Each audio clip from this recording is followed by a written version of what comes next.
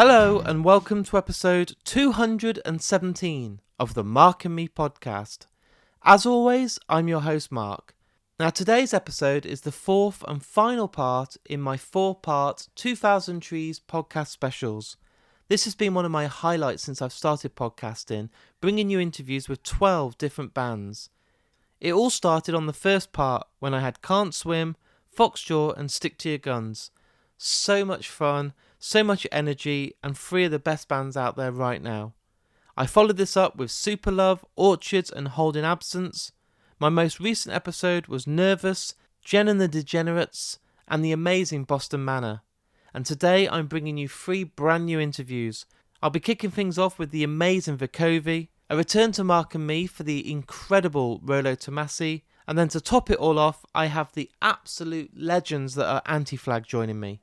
These are 3 totally different interviews from 3 totally different bands, and I really do believe because of this range, there's a bit of something for everyone. And I just want to say now, a massive thank you for everyone that's tuned into these specials. It's been insane. The numbers are higher than ever. I've seen so many new people jump on board on the social media channels, and I couldn't ask for a bigger response, so thank you so much. So I think the best thing to do right now is to get to the interviews. And to start things off, I'm joined by Hamish from the outstanding VUKOVI.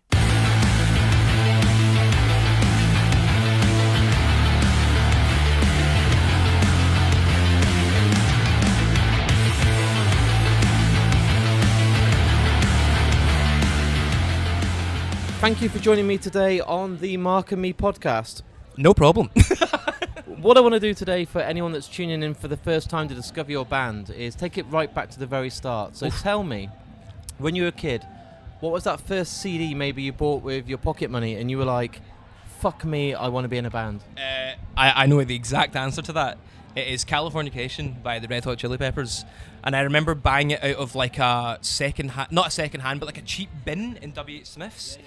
They used to have those massive like steel things with loads of cheap CDs. So that is it like the bargain bin? Like yeah, exactly. And that's like for me it was one of the best albums of all time when I was a teenager.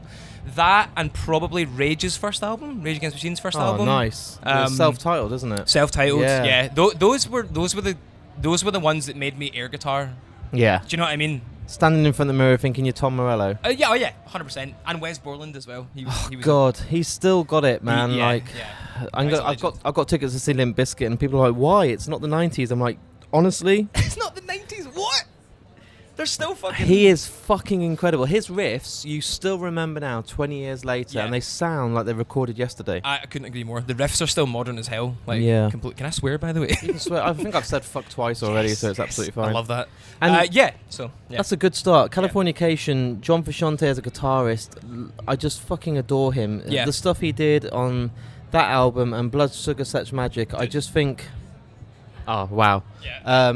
They've never got anywhere near that quality since. I think and that's not a dig. It's just they just produce their finest moment. I think even the new album, I was a bit like, I was so excited because John returned, obviously. Yeah, and it was just a bit like, yeah. I don't know. Maybe I'll learn to grow it, and maybe I'll learn to love it. But the energy's not there. I felt like it was an album of B-sides. Nothing stood out as a big single. It's like. Think of songs like Around the World. Diddling. I'm like, man. God, it's got you straight away. I know. And this album, I'm like, what are you doing? Like, the thing is, though, so that obviously, how they're on that stadium tour right now? Yeah. I so badly wish I'd gone to that because it looks like how I would have felt being there as a teenager, like just watching the crowd. I know. They're playing Can't Stop and, all around the world, etc. Incredible. And I seen them when I was about... They're one of my first concerts. I seen them when I was about 10 in Glasgow. You've just literally taken my next question, so I want to know your first concert. But I don't reckon your first concert was Chili's. That's too cool as your first one. My first ever gig was Stiff Little Fingers, if you know them. I do know that. Very punky. I seen them in like a big, massive town hall in Ayrshire where I stay. Not a clue who they were. My aunt took me and I was like, this is so cool. And then I seen Chili Peppers after that, and that blew my mind. And I wanted to be John Frusciante for about 10 years. So, the impact he had on the Chili... I mean, we're not going to make this Red Hot Chili Peppers cast. No. Why not? The impact he had on when he left and Dave Navarro came on. Do you know what? That album's great. It reminds me of Beavis and Butthead Years. It reminds me of just what they can do. But it was like you don't realise how good he was. And the last guitarist, Josh, who's now touring with Pearl Jam and stuff, an amazing guitarist, and The Getaway's got some great songs on it. Yeah. But the moment they said John's back, I'm like, oh. He's the OG, isn't he? He's like, well, he's not, obviously that guy's before him, but he is like, he's the one that's done all the most memorable riffs for sure. He is. And he looks like it's effortless. Like, sometimes it's just really simple. Think of Scar Tissue, the solo. It's like, down, down, single notes. But there's like 3 souls in that song. But it's beautiful. Yeah, I agree. It's unbelievable. Look, we love the Chili Peppers. We absolutely love them. Love them, man. It's incredible. So they inspired everything, I suppose. Live music, buying a CD. Yeah, they really started it, man. And I remember buying an episode of a magazine, Total Guitar magazine. Yeah. And John Frusciante was on the back advertising Daddario strings. What did I buy? I bought the Daddario strings. Of course you did. And my first guitar was the Stratocaster that Red he's got as well. Stratocaster. Oh, the Sunburst Stratocaster. Yeah. So like, it's mad. Like, all I'm gonna say is advertising works. By the way, it does. If you want to get your album sold, stick it on the back of Total Guitar. 100%, man. It does work. It inspired me for sure. So yeah. So did you do that whole thing of being in bands at college and school, like Battle of the Bands and all that sort of stuff? Just one. That's it. Just the one band, man. And we did it for a couple of years when we were like 17, 18. Did a couple of gigs in Glasgow, and then I kind of like gave up and was like, I'm going to go to uni. Yeah. I'm going to do the uni thing. Keep the parents happy, get a degree. Yeah, because they're always like, what you doing? I'm going to be in a band. Fucking get a real job. Well, the thing is, my dad is a DJ. Oh. So he was... They've actually been really supportive, but I also am aware there's not a lot of money in music. So I was like, I went and studied animation for 3 years. Dude, that's awesome. During that, we started the new band during uni. Yeah. And then I was like, fuck uni. Yeah. And my last year, my master's, my honours degree year, I dropped out and I've just done VUKOVI ever since, literally. So that's not a bad thing, because your dad can't really say get a proper job if he was a DJ. No, zero. But were they fuming that you like done 2/3 of something, then you went, I'm going? No, do you know what, man? My parents have been great. Yeah. So good about what I do, like, which is a miracle, because I know a lot of people that have had very different stories in that, obviously. So, definitely. And it might be like, sometimes you think it's their worst ever fear, like, I'm going to be a film star, I'm going to be in a band. Yeah. Well, prove us wrong, but good luck. You are now sat at 2000trees. Sure. And how does it feel? Does it feel real? Because I felt like, as a fan of music, never mind being in a band, I didn't think this festival was going to happen. After the last cancellation, then another cancellation, I thought, am I actually ever going to be able to see just a band play again? Because this COVID thing seems to be sticking around. Trees was one of the festivals I was worried about with COVID, because I think, like everyone here, everyone loves Trees. Yeah. The vibe in the music community is basically one of the best festivals in the UK. So this is one I was worried about, because it is a smaller festival. Yeah. And I think they were struggling a bit over COVID for sure. But to see it sell out and the vibe, it's like, this is the best thing that could have happened. Do you know what I mean? Like, I can't even be cool and pretend that I've been coming here for 10 years. So I've done Reading and Leeds. I've seen some incredible bands at Download. But this is the first time I've been to 2000trees, right? Oh, really? And the moment I walked in, I said this earlier, I felt like a big hug from everyone in the field. Nobody made me feel like I wasn't welcome. I can walk around, everyone's smiling, and it doesn't matter about like pretentiousness of like what bands are you here to see. It's not. It's just about, I don't give a shit who I'm seeing. Okay, I'll go and see Thrice, but if I walk past there and someone catches my ear, I'm going to go in. 100%. That's the vibe at Trees, though. Yeah, that's the vibe. There's no divide, zero divide. No, look, this is the best festival, and I'm so glad it's still here, and I'm so glad we're playing this year. I really hope we're playing next year. Do you get this kind of way of thinking that when you play a festival like this, you know you're going to get the fans that come along because they love you, but is it a chance to build a new fan base and kind of win that kind of, let's just hope that as we're playing, someone walks past, maybe I'm playing a guitar riff, maybe I'm singing, maybe something catches them and brings them in, and then before you know it, they've gone home on Sunday, they bought a t-shirt, they bought a vinyl, 100%. And you know. 100%. Like Download Pilot, we played that, which was, I was there. It was just like that was just eye-opening. Like, because that's probably one of the biggest shows I've ever played.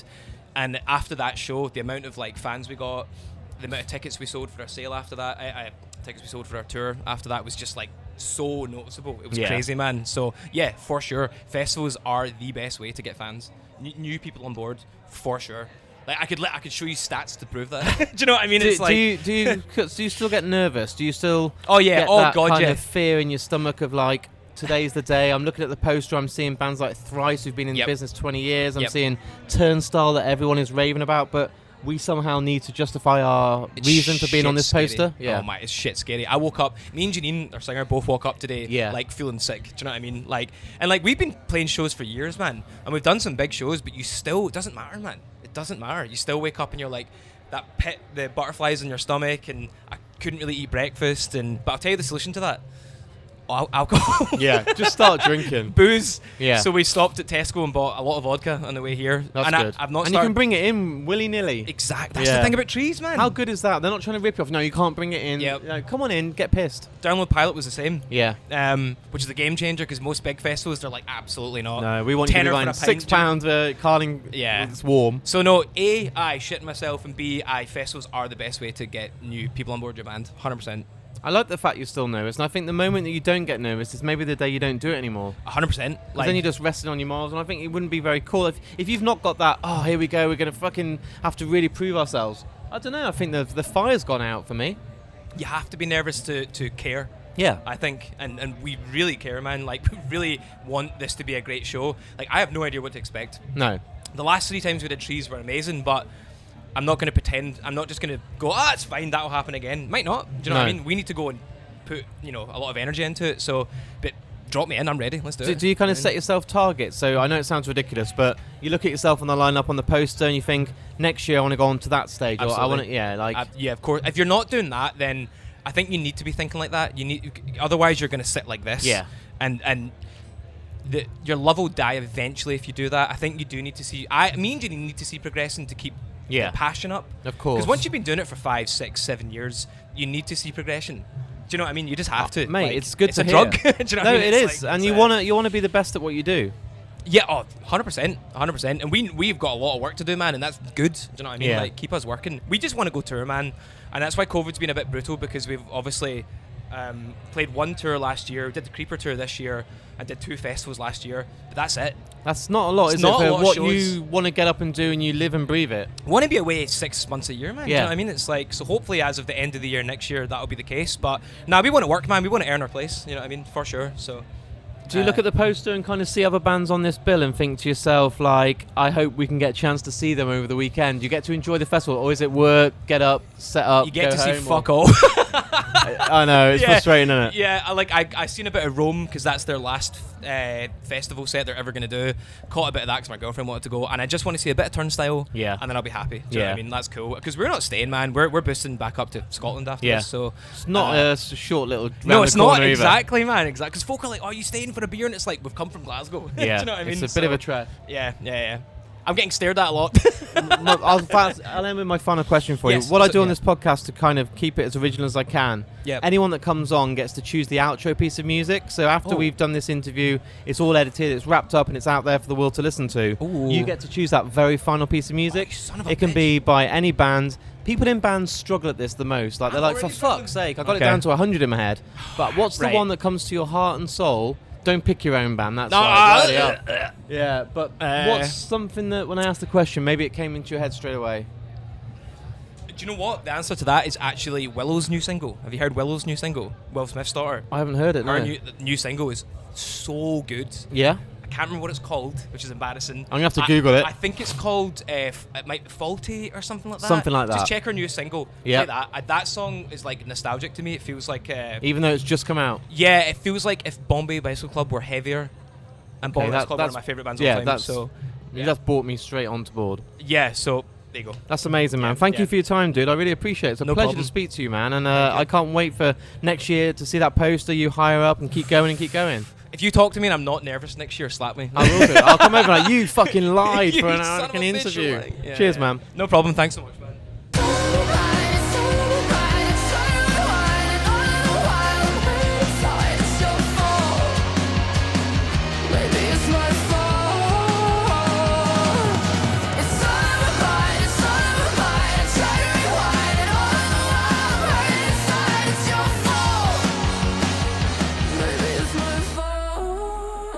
So there's my first interview with the amazing Hamish from the absolutely awesome band VUKOVI.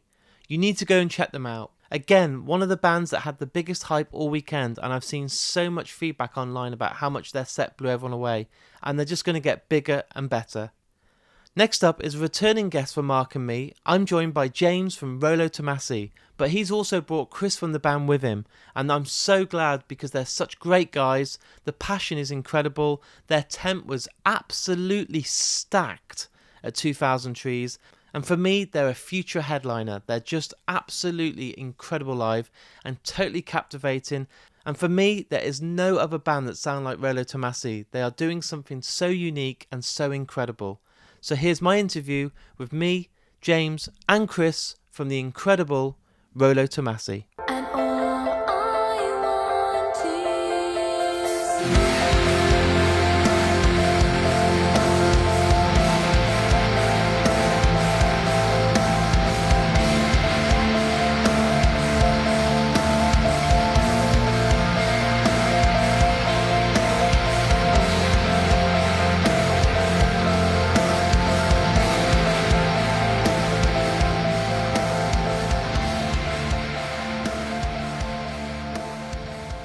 I'm here with Rolo Tomassi at 2000trees. So first of all, guys, does it feel real after 2 years of this festival being cancelled? We're actually sat here in the flesh, the sun's out. For me, I have to pinch myself a few times this weekend thinking, it's actually happening. It feels remarkably familiar, like no time has passed. And I think for us, we've been really fortunate. We've been on tour for a couple of weeks already. This is the last day of a tour. So it does just feel like something that should be happening. That being said, don't want to take it for granted. It's a pleasure to be back, and yeah, we're really, really chuffed that it can happen again. And tell me about basically, because this is the first time you've been on the podcast. I know James has been on before. What I like to know is basically how your music grew from when you were a kid. So can you remember that first album that maybe you bought, that maybe with your pocket money, that you were like, fucking hell, like, I just want to be in a band. Like, this is all I want to do. I think, like, music was not really a big... My mum has pretty appalling music taste. And I think basically through proxy of friends at school, I ended up liking bands like Green Day and Korn and Linkin Park. And We've all been there. Exactly, yeah. And then essentially, like, I got given a guitar, a really rubbish guitar, and then I just kind of, just delved like even further and further into guitar music, like based around like heavy bands like that, and it's just kind of grown since then and never really looked back, to be honest. But yeah. And I think live music is the next step. You know, when you go to your first gig and you see how it's performed, you're not just relying on the CD. Both of you, like, what was that first gig that you remember going to where you're kind of like your ribs... Well, we've just literally seen the guitarist of the band, though it was. So, like, for me and James, like, 100 Reasons are like one of the bands that we absolutely idolised. Like, growing Larry. up. Yeah. Like, I still get starstruck and feel a bit tingly when I see him. Yeah. And like, I was kind of like, do I get a photo? Like, do I go over and get a photo with him? Of course you do. Kind of thinking that, like, yeah, it's just quite funny. Like, honestly, that band did change my life.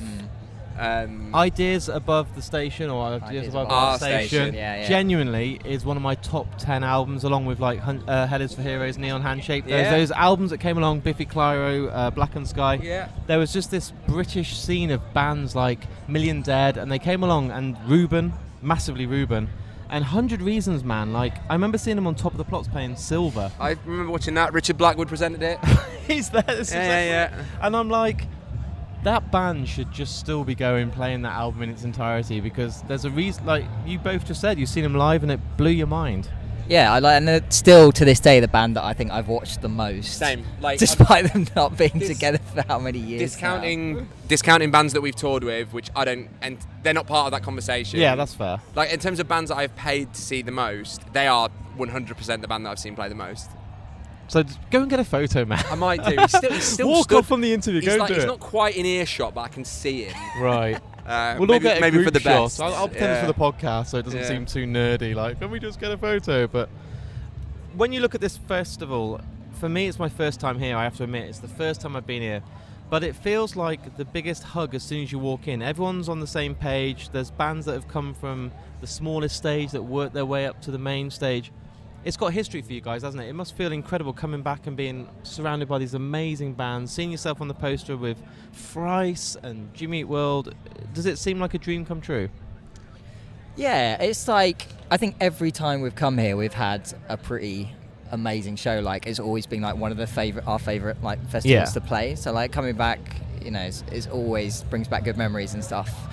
And yeah, there's definitely like a very nice like community feel to this festival. Like I kind of joked about it, but yeah, as soon as we get here and like open the van door, we like see people that we know that we've not seen for years or since the last time we played this festival. And I think like it's not like that at every festival. And I think like even some of the festivals we've done in the last 2 weeks, like there is a completely different feel to it and stuff. Yeah. And I guess that's credit to the organisers and the people who run it, because it kind of filters through to everyone, really. Massively. Yeah, I think it takes a lot of hard work to kind of organically grow something like that.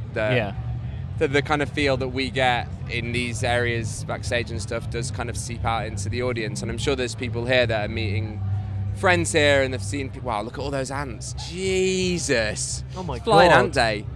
Sorry, I know that doesn't really translate very well to a podcast, but We'll try and get a photo and put it on Instagram. 'cause honestly it's pretty quite insane. That's quite a lot. swarm. I did see someone post on Twitter earlier saying it is Flying Ant Day today. They've Not what you proven need, it. but Yeah. they've gone now. It's all right.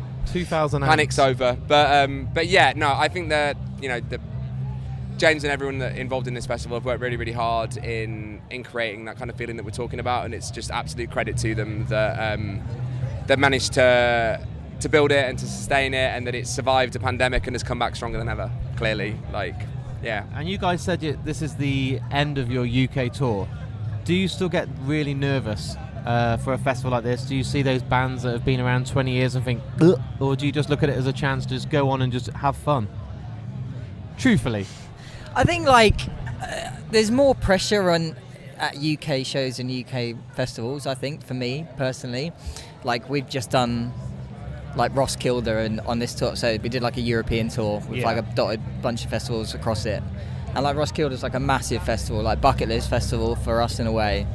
But I'm kind of more Wasn't stressed about not it. as stressed as I am about playing today. And it's probably just because it's like, you know, it's like a UK festival with lots of peers and people you respect and people who like our band and stuff. So I don't know. I think that's it entirely. I think it's, you know,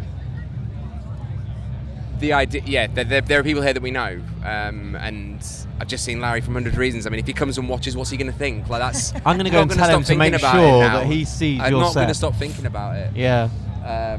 But yeah, I think it is just that, like, you know, the kind of European festivals that we were able to go and play this summer, we are more of a relatively unknown quantity, and we can kind of go out without any sort of pressure if we kind of want to. But here it's got a reputation to uphold, I think, at this point, and you know, we're really sort of strong. You're part of the family, I think. Well, we set ourselves sort of really high standards. I think that's the thing, and you know, we want to make sure that we live up to the standards that we have for our shows, and then we can kind of put on a show that's going to stand out for people that are at the festival. And I suppose when you just mentioned these European shows where there's not so much pressure, but then do you look at it as a real good chance for people to leave that never knew about your band, just to, should we go and check this band out? Let's fucking blow them away, so they leave and go, I want a Rolo Tomassi t-shirt, I want a vinyl, I'm going to listen to everything they've ever done on fucking Spotify. Is it your chance to win that crowd over? Yeah, I think so. Like in a way, like I guess, you know, Roskilde is a good example. We played at like 1:15 in the afternoon, and I'm sure lots of people there probably haven't heard our band before. So I don't know. It's not obviously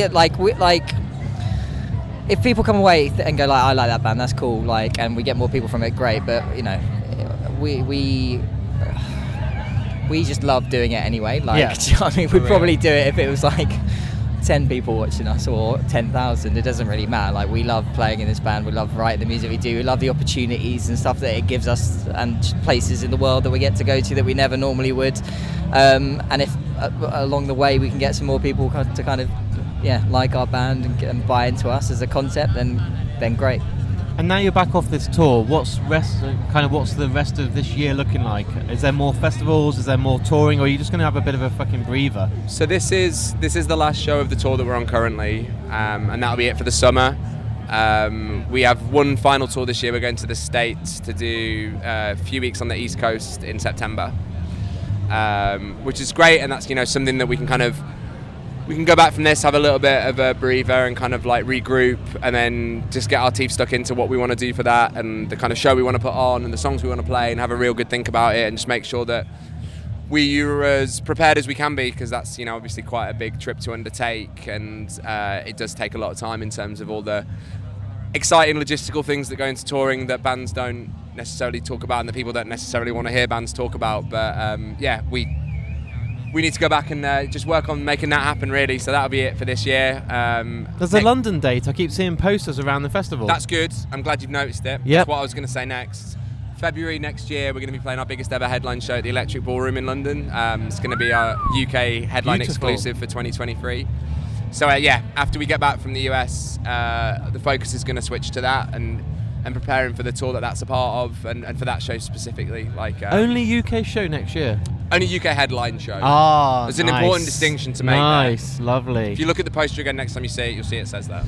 So if you don't go basically to see you in London at the Ballroom, you're not going to get the chance to see you at a headline show. A headline show. Yeah, Amazing. Yeah. My final question for you, and I think, James, I asked you this when you came on Mark and Me before.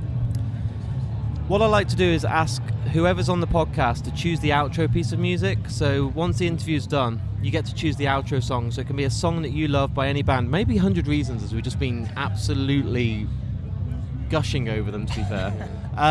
What's a song that you adore from a band that you adore that you would love to be the outro piece of music for today's interview? Should we do Avalanche by Oh yeah, 100 come Reasons? on. Yeah. All signs are pointing to yes for that one. Yeah, there you go. There we go. That's absolutely awesome. Thank you both so much for coming on the podcast. I really appreciate it. I hope people go and check you out. I hope people go and see you in London next year. And it's just been a pleasure to be reunited face to face. So thank you. Nice one. Thanks very so much. Mark. Cheers. Thank you.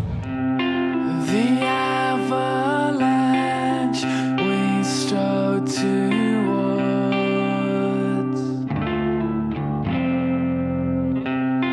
is nothing to us at all now. So there's my interview with me, James and Chris from Rolo Tomassi. And since this interview took place, I have been sat there quite often thinking to myself, I wonder if they ever got that photo with Larry from 100 Reasons. But it was so good to chat to them. Like I said, one of the best live bands on the planet. And I truly mean that. They are so good and just getting better and better. And I just can't believe how big they're going to get. It's incredible and they deserve it all. One of the hardest working bands out there. And I have so much respect for them. Right, now it's time for the final interview in this podcast special celebrating 2000 Trees. And this is a big one. I'm absolutely thrilled that I'm joined by Justin from one of the best bands on the planet, Anti-Flag. They are just absolute legends. There is no other word to describe someone that has had such an impact on the music scene and music in general. These are just unbelievable live, unbelievable on record, and one of the best bands out there. And I can't believe that I'm lucky enough to sit down and talk to Justin. And this interview is amazing. And this interview is one of my highlights of the whole of the weekend at 2000 Trees. So I can't wait to share it with you. So I think the best thing to do is to get straight to it. Here's me and Justin talking all things music. This is the end for you, my friend. I can't forgive, I won't forget. On and on, I sing a song. On and on, I won't sway Jordan. On and on, I sing a song. On and on, I won't sway Jordan. On and on, I sing a song. Justin, thank you for joining me today on the Mark and Me podcast. You got it, Mark. What I want to do today is take it right back to the early days. Tell me about that first record that you remember buying, maybe with your pocket money. Oh, I know exactly what it was. I love it. I love it. The confidence. It was the Beatles. Meet the Beatles. Oh my God. I bought it at National Record Mart, and I bought it because I thought the record cover looked cool. I thought the Beatles looked cool, and my older brother, the Beatles was his favorite band. I was probably 8 years old, maybe 9, and I had been saving up because I wanted to buy a record, and so I'd saved for a long time, and my sister and I went to the mall, and I just was like, this looks cool, and I bought it, and I was so pleasantly surprised, like Roll Over Beethoven, like the whole thing. I mean, it was just like, and I think I knew at that point, I was like, I want to play this kind of music. I want to play music from that record. what I don't get is when I ask this question to most people, it builds up to like, oh, they get like a Green Day record or an early, Offspring or something. Yeah. To start with the Beatles, those foundations that you get then to build on, I Yeah. feel like you've started so high. I don't know how you kind of top it, because that's just the pioneers of songwriting. That's our proudest export. It's, Right, it's the right. Beatles. Yeah, yeah. No, it really, for me too, when I look back on it and I realize that was the first record I bought and what a profound impact it had for me, I think it's sort of just talk about like lightning in a bottle. Just what a stroke of luck. And talk to me about gigs, because obviously we're at a festival right now. Yeah. The first gig, I think, sets the tone for you. So mine was Green Day on their Dookie tour, and I remember going to see them, and I was like, how are 3 people making that much noise? I love the fact there's only one guitar, Billy Joe's playing it. I'm like, this is awesome. But Yeah. my ribs started to shake. I remember the hairs on my neck sticking up, and I was Wow. like, these songs I'm so used to on my little speakers at home, but now I get to see it. Yeah. What was that first show that you went to that was like, this is what I want to do for the rest of my fucking life? There's 2. The first one I'm not gonna say was I want to do this for the rest of my life, but what it was, I was 11, and my brother took me to see Weird Al Yankovic. Oh my lord, that must be an experience in itself. It was so amazing, and I was young enough to think that his band was very cool. I'd never seen like a real rock and roll band do it. And I was just captivated by the fact that they were up there playing these instruments, and what was coming out sounded like the record to me. Yeah. And the whole audience was just jamming. Like everybody there was totally excited. It was the Eat It tour. So so that was the first like live experience, and I just remember the excitement of it. The first like real punk show I went to, I was about 12 and a half, maybe 13, and my sister had taken me. It was a very DIY underground punk show in Pittsburgh. It was a place called the Foundry, and like Pittsburgh, is like a Rust Belt, mid-Atlantic, mid-western city in America, and we call it the Rust Belt because so much of the industry left, and then there were all these old factories and things, and they were just rusting away, wasting away. So there would be just like shows in weird industrial places, and people would do it until they got shut down by the cops and then move and go somewhere else. So my sister was probably 8 years older than me, so she was like really entrenched in that scene, and she had played probably like a year earlier. She was really getting me into like the Clash and the Sex Pistols. The first record she played for me, like of true punk rock that had an impact on me, was Black Flag's Damaged. And because I remember she took me up, my parents had a 3-story house, and she took me to the 3rd floor where her bedroom was. And she said, I just want you to hear this. So like, just listen to this for 2 minutes. And at this time, I was listening to like Michael Jackson, Huey Lewis and the News, Van Halen, like the shit that was popular when I was a kid, So she's like, I just want you to hear this. I was like, okay, cool. And Spray Paint the Walls came on, and she looked at me and we both just started to laugh because it's just an absurd. So I was like, what is happening? Absolutely insane. Yeah, insane. So I was like, okay, I'm in. Like, all I listened to was like that record and probably Nevermind the Bollocks by the Sex Pistols for like 2 months. And she was like, do you want to go to a show with me? I was like, yeah, let's go. So she took me to this band. They were called Knife Dance. Knife Dance. Yeah, and their emblem was like, a person holding a knife, like, like it that was clearly about to come down. It was like very much Norman Bates, like Psycho kind of looking. Yeah. And the band was fast and scary, and the singer sort of was like a big version of Glenn Danzig and very commanding. There was only about 30 people there probably, and that was like the whole thing was scary because there was nothing about it that was normal. There was nothing about it that was routine for me. I mean, we went to this very like rough part of town, like almost abandoned. Didn't really feel like we should be there. We probably shouldn't have been. And then just for this punk rock band to just go off. I mean, that was like really, really impactful and really probably like when I knew like I wanted to have a band. That same sister ended up buying me like my first guitar and my first drum set. They both came from punk bands that she knew around town, and that just kind of sent me down the path, you know. The way you talk about it, it sounds so fresh, like it was yesterday, and that shows to me just how much of an impact that's had on you. Yeah, for sure. It's insane. For sure. And that sister, especially, her name is Lucy, and she actually kind of played in the first amalgamation of Anti-Flag, because she wanted to have a band too. I think that was part of why she was kind of trying to steer me in the direction of a band. She's like, you know, he's old enough, maybe he'll want to do this, and I did, you know. But she had such a big impact on just why I'm here today. She was like such a wonderful sister, and like always kind of trying to introduce me into like, you know, the arts and music. Yeah. Amazing. And how does it feel to be back? Because after 2 years of this festival being cancelled, like, I truly believe there was a moment where I thought, are we ever going to get a gig again? I'd had tickets to all these amazing shows, Alice in Chains, Pearl Jam, and everything was getting cancelled. And I thought to myself, are we ever going to be in a field with the sun out as a family watching bands? And we are. We're finally here. It must feel like being let out of prison, you know? It's you know, you summed it up. I mean, I was like, how are we ever going to be able to do that again? I really did. Like, I would sit at home and think about that. And you know, everybody kind of had their way of how they had to exist during the pandemic. And like, I was like looking after my elderly dad and like really paranoid that he was going to get COVID and die, and just, you know, living so vigilantly to look after him. And it was so isolating.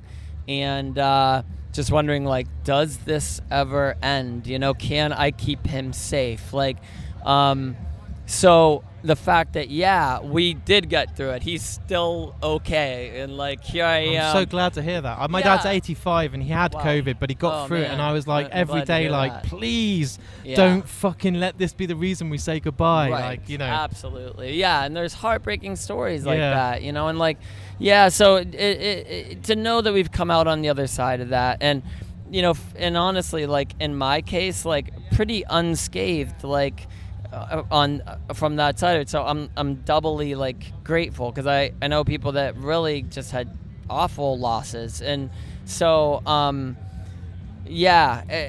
so of course it's really profound. It's amazing to be back, and just the reminder to people that, hey, you're not alone, you know, and that there's a way. Like, we find a way to make things better. I think as human beings, and especially like as this music community, we find a way to make things better, which I think is really important right now, because like in the United States, we see that, you know, abortion being outlawed, people's health care being taken away.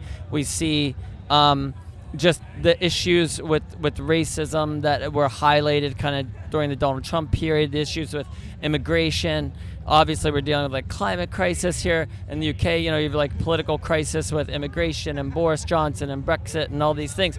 And it's easy just to feel like, oh, fuck, we're doomed, you know? And you come here and you realize like, oh, shit, we're not alone. There's other people who care about these things. There's people who care about more than just themselves. So I think, you know, there's a glimmer of like, oh, we can make it. So that's really special. Do you know, when you list all that stuff that's going on in the world, it's not ignorance, but today I haven't thought about it once. And it feels so refreshing. Nice. It is an escape, which is great. You know, and we should have that. Yeah, we should because be you allowed. need time out. You need to be able to breathe and say, absolutely, let's just have a fucking drink. Let's just stand in a field and not worry about every issue that's going on in the world, because we can't change it in that moment. And we're here today, and I'm going to enjoy Jimmy Eat World. Yeah. I'm going to enjoy these bands, because I've earned that right today, just to have a time out, you know? You know what, man? It's the truth. And even like in activism, you know, one of the things that I've learned, and especially talking to people who I consider like true activists, they will tell you like, hey, you can't do this 24 hours a day, 7 days a week, 365 days a year.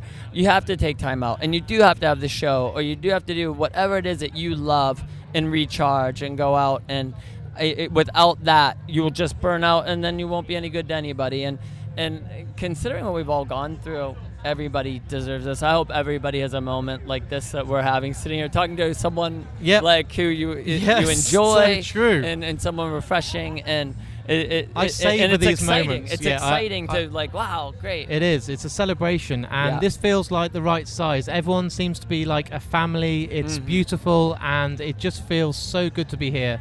You can feel the energy of excitement, and that's beautiful. Yeah. My final question today is, what I do on the podcast to make it as original as I can is I ask every guest that comes on the podcast to choose the last piece of music that's played. So it can be any band, any song, but what's a song that means so much to you by anyone or any piece of music that you want to end today's interview on? And I know I'm putting you on the spot. Musicians find this harder than anyone else when I ask this question. There's so many songs. There's a million in your head, and we need to get it down to one. But what is that song that you adore that we can just say, do you know what? The interview's done, and now this plays, and it's your moment. Oh, this is my moment. Oh, well, let's, since we're in a feel-good mood, let's go with a little Call Me Maybe. Oh, nice. Yeah, I love Call it. Me Maybe. I can hear Carly it already, Rae, and Carly I'm like, Rae do you know Jepsen? what? Yeah. It's perfect. Hit it. It's energy. Thank you so much for coming on. It's a pleasure to speak to you, and this has just been just bliss. It's beautiful, man. Right back at you. Thank you, Thanks a dude. million. You got it.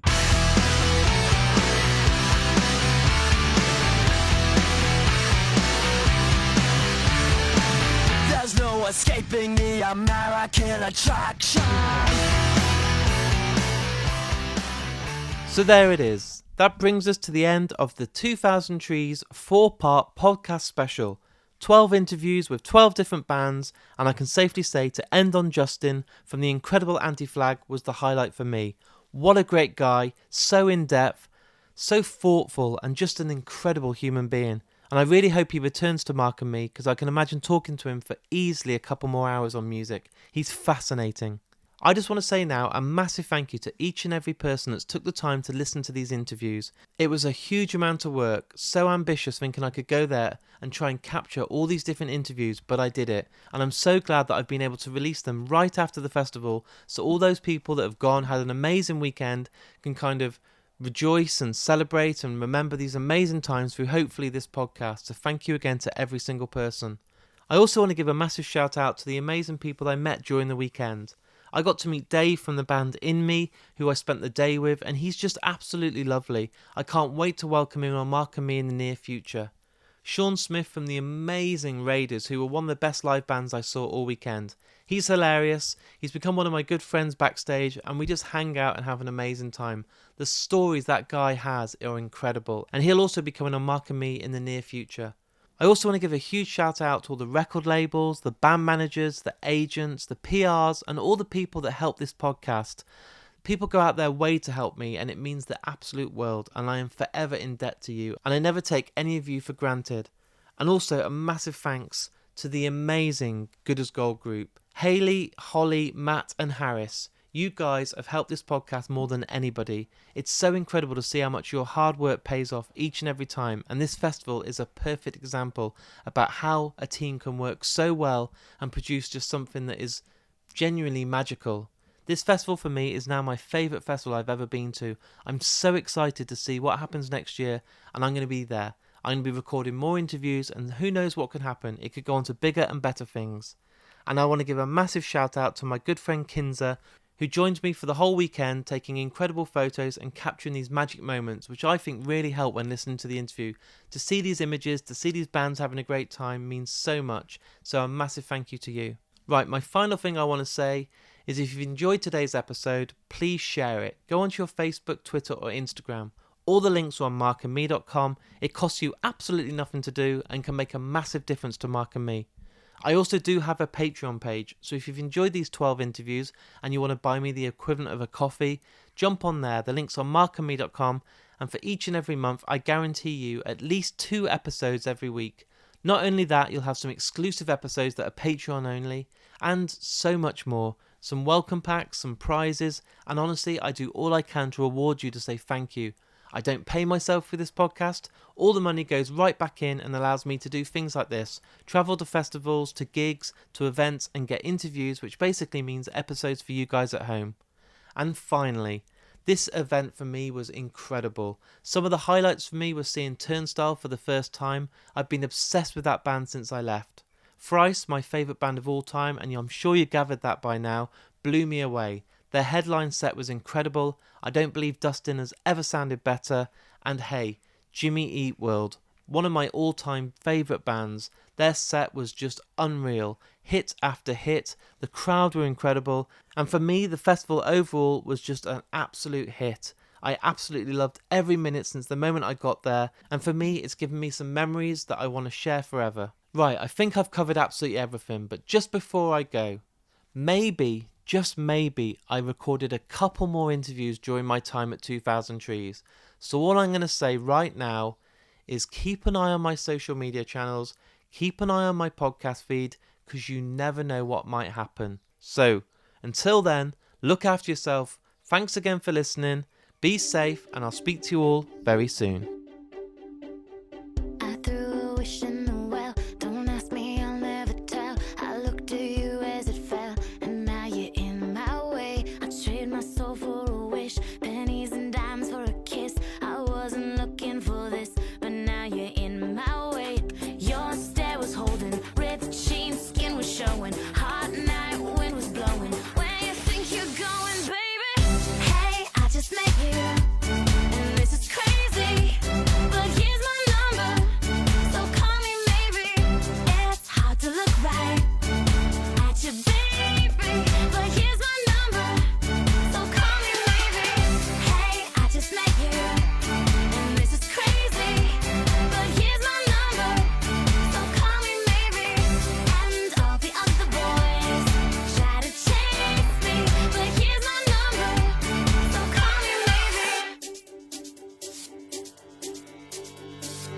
You took your time with the call, I took no time with the fall. You gave me nothing at all, but still you're in my way. I beg and borrow and steal at first sight, and it's real. I didn't know I would feel it, but it's in my way. Your stare was holding, ripped jeans, skin was showing. Hot night, wind was blowing. Where you think you're going, baby? Hey, I just met you, and this is crazy. But here's my number, so call me maybe.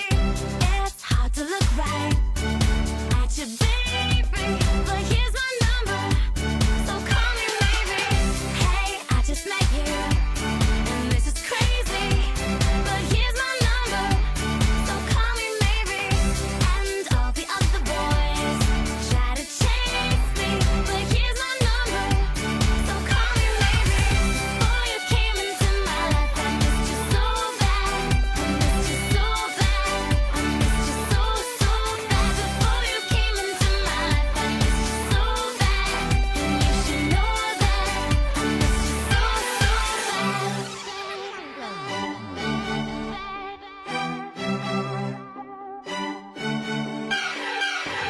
It's hard to look right at you, baby, but here's my number,